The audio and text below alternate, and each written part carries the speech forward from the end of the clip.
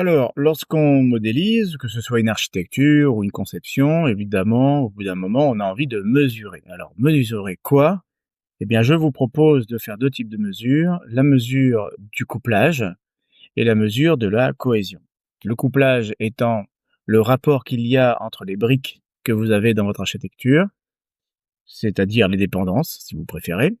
Et donc la cohésion, c'est le fait que quand vous rassemblez des composants à un endroit, eh bien ces composants doivent avoir une certaine cohérence entre eux, de façon à ce que le groupe de classes, le groupe de composants, le groupe de modules travaillent d'une façon cohérente, donc ensemble.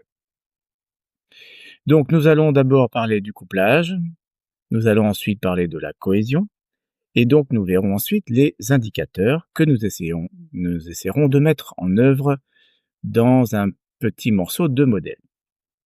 Le couplage. Alors, le couplage, évidemment, ça dépend de la granularité sur laquelle vous travaillez. On va dire que si la granularité est d'un niveau classe, classe au sens du codeur, eh bien, les couplages peuvent être autorisés dans la mesure où effectivement une classe n'est pas un ensemble totalement isolé du reste.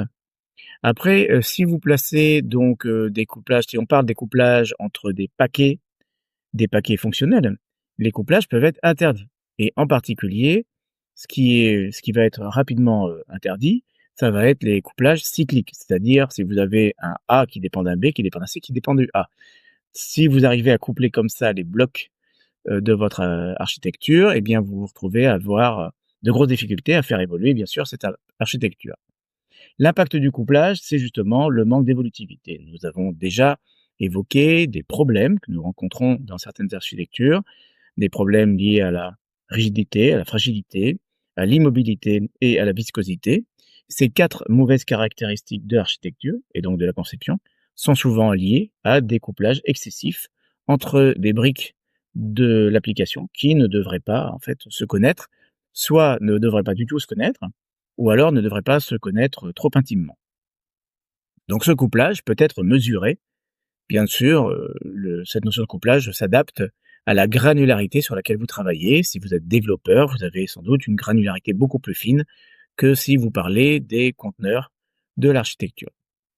Au niveau de la cohésion, c'est donc en fait le fait qu'à l'intérieur d'un groupe, typiquement une classe, vous devriez avoir des méthodes qui sont cohérentes les unes avec les autres. C'est-à-dire qu'à la fin, votre groupe, votre classe, votre conteneur, votre composant ne devrait pas faire 15 000 choses. Pour ce qui est des indicateurs, alors typiquement un indicateur, donc au niveau de la définition, là je suis sur une mesure qui me permet de vérifier si les éléments sont couplés correctement, qui me permet aussi de donner une caractéristique, de définir une caractéristique de couplage sur mes éléments. Nous verrons ça dans la démonstration. Et pour ce qui est de l'impact de l'incohérence des fonctionnalités, évidemment, vous vous retrouvez à avoir donc des fonctionnalités incohérentes dans une classe, dans un package, dans un composant, dans un conteneur. Ça veut dire que lorsque vous allez modifier une de ces fonctionnalités, qui pourtant n'a rien à voir avec les autres, eh bien vous allez avoir un impact sur les autres. Et inversement, votre classe, conteneur, composant a de multiples raisons de changer. Les architectures typiques que l'on cherche à mettre en œuvre sont par exemple l'architecture en couche. Alors l'architecture en couche, typiquement, ce qu'elle cherche à faire, c'est à isoler les responsabilités, c'est-à-dire à renforcer la cohérence de chacune des couches. Au niveau des indicateurs à calculer, je vous proposerai donc de calculer des indices de couplage. Donc l'indice de couplage, normalement, c'est assez clair dans la mesure où vous savez syntaxiquement en fait retrouver dans le code même les couplages. Donc évidemment, s'il y a du couplage dans le code, il y a du couplage dans les livrables qui sont générés à partir de ce code. La mesure de la cohésion est un peu plus complexe puisque la cohésion est souvent en rapport avec la, on va dire, la sémantique en fait de vos éléments.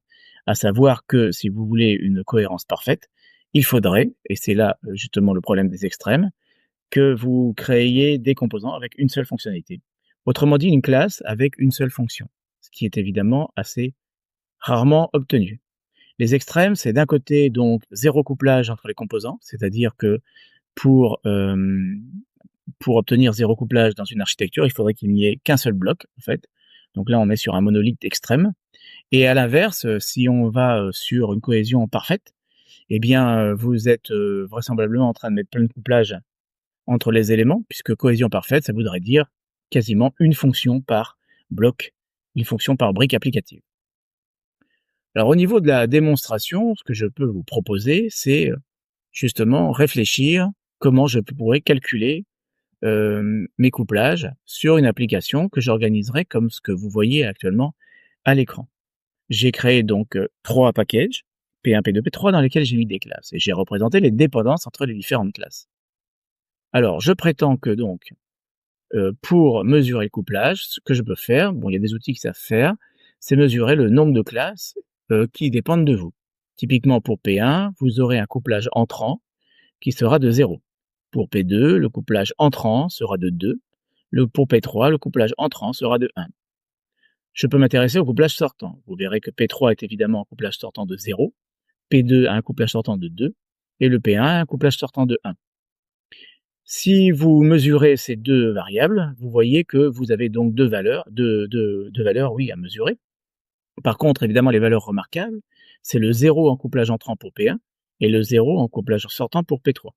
Vous pourriez donc venir calculer, je vais le faire dans une note ici, ce que l'on pourrait appeler l'instabilité, supposée, j'aurais envie de dire, qui serait le couplage, donc on est un couplage entrant de 0 ici, donc un couplage entrant, divisé par couplage entrant plus couplage sortant. Donc vous êtes sur une valeur normalement qui doit être à 0 à ce niveau-là, et qui doit être à 1 à ce niveau-là. Donc on est là sur, on est donc là sur un indicateur qui vous place 0 pour les couplages, pour les packages que l'on va dire dépendants, mais en même temps libres, puisqu'en fait, si P1 fonctionne mal, personne ne le verra. Et si vous parlez de P3, donc qui est un couplage, donc ici une instabilité de 1, eh bien on est, pardon, en fait je me suis totalement trompé. Ici il faut calculer ça en mettant le couplage sortant sur couplage entrant plus sortant, puisqu'en fait ici l'instabilité est de 1, et bien sûr ici l'instabilité de 0. C'est-à-dire que vous êtes sur un package qui doit être très stable, dont tout le monde dépend, mais qui ne dépend de personne. Ces valeurs qui vont de 1 à 0 rassurent tout le monde, et on aime bien effectivement avoir un indicateur qui soit simple comme ça. Bien entendu, cet indicateur d'instabilité devrait être conjugué à un indicateur qui serait l'abstraction, dont les valeurs logiquement vont aller de 0 ici à 1 à l'autre bout. Pourquoi? Parce que l'abstraction, c'est en fait le pourcentage de classes abstraites et d'interfaces que vous avez dans votre package. Bien entendu, le package P3 devrait avoir un maximum d'interfaces et de classes abstraites. Au contraire, P1 devrait être équipé d'un minimum d'abstraction, voire de zéro abstraction. On est sur P1 sur plutôt un package très concret et P3 sur un package très abstrait. Donc les règles d'architecture vont consister à faire en sorte que vous ayez du concret dans P1 et de l'abstrait dans P3. Il faudra faire en sorte que ce soit respecté. Si jamais vous mettez du code concret à l'intérieur de P3, où vous avez des briques à la place de P3 qui bougent énormément, puisque concret et bouger, ça va ensemble, eh bien l'ensemble du système va dépendre de changements erratiques. Donc voilà quelques exemples de mesures, d'indicateurs qu'on pourrait appliquer très facilement et de façon automatique sur l'architecture.